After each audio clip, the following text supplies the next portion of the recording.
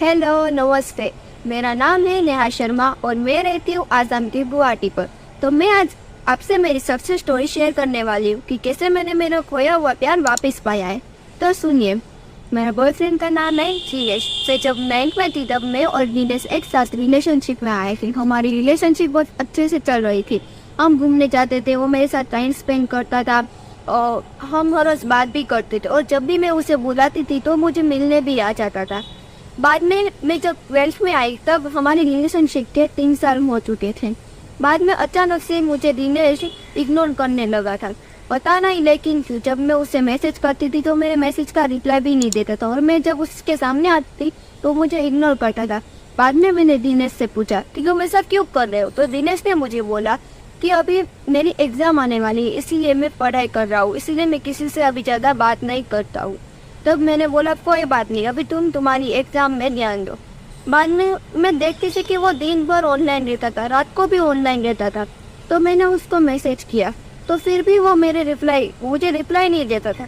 तो मैं टेंशन में आ गई। बाद में मुझे पता चला कि हमारे बीच कोई थर्ड पर्सन आ गया जिसका नाम है नैन्सी। अभी दिनेश उसके साथ रिलेशनशिप में है।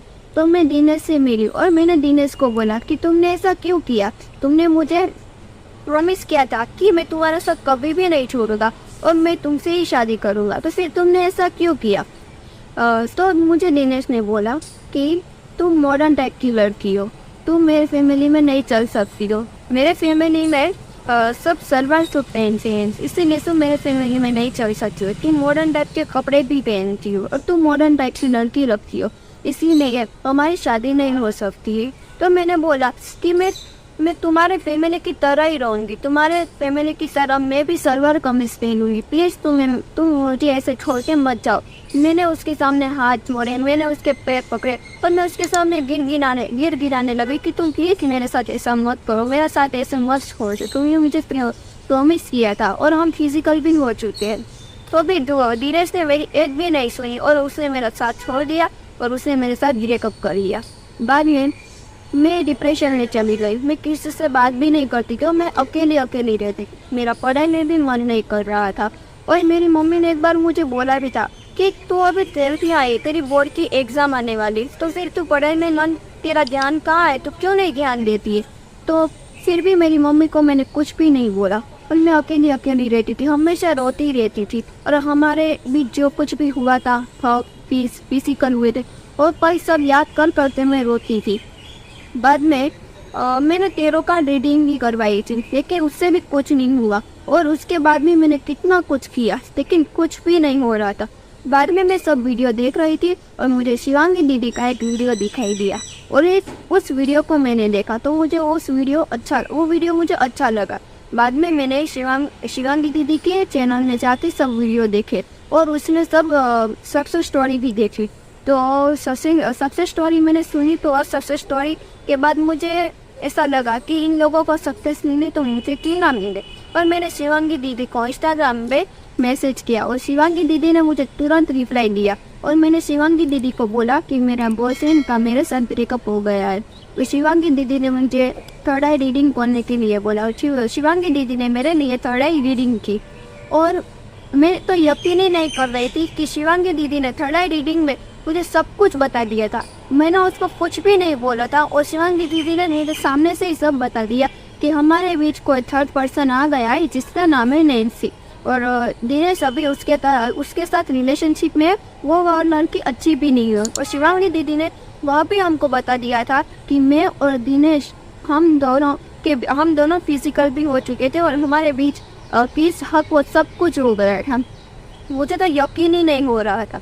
बाद में शिवांगी दीदी ने मुझे टेक्निक करने के लिए बोला और उसने मुझे बोला था कि तुम्हारी ऑरा बहुत कम है, इसीलिए उसने मुझे रेड लव स्टोन भी दिया और उसने मेरे लिए सीक्रेट टेक्निक भी की और मुझे भी एक सीक्रेट टेक्निक करने के लिए बोला। और बाद में मैंने टेक्निक करना शुरू कर दिया और रेड लव स्टोन से मेरी ऑरा इतनी बढ़ गई कि सब लोग मुझसे अट्रैक्ट होने लगे। फिर हर कोई मुझे देखते ही पसंद कर लेता था।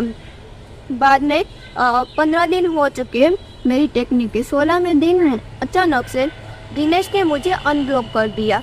तो ये बात मैंने शिवांगी दीदी को बोला कि दिनेश ने मुझे अनब्लॉक कर दिया है। तो शिवांगी दीदी ने बोला कि तुम कुछ भी मत करना, तुम अपनी टेक्निक करते ही रहो और सामने से तुम्हें कॉल करेगा।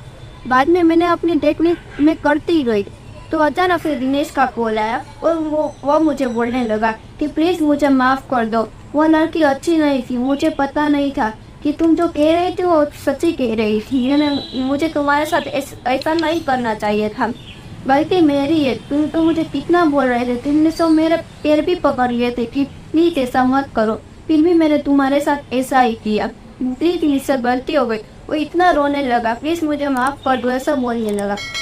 बाद में मैंने दिनेश को माफ़ कर दिया। अभी हमारी रिलेशनशिप बहुत अच्छे से चल रही है और शिवांगी दीदी आपको बहुत बहुत बहुत धन्यवाद, थैंक यू सो मच कि आपकी वजह से मुझे मेरा खोया हुआ प्यार वापस मिला है। तो आपको भी कोई लव लाइफ से जुड़ी कोई भी प्रॉब्लम है तो प्लीज़ आप शिवांगी दीदी को मैसेज कीजिए, आपको तुरंत ही सॉल्यूशन मिल जाएगा। Thank you.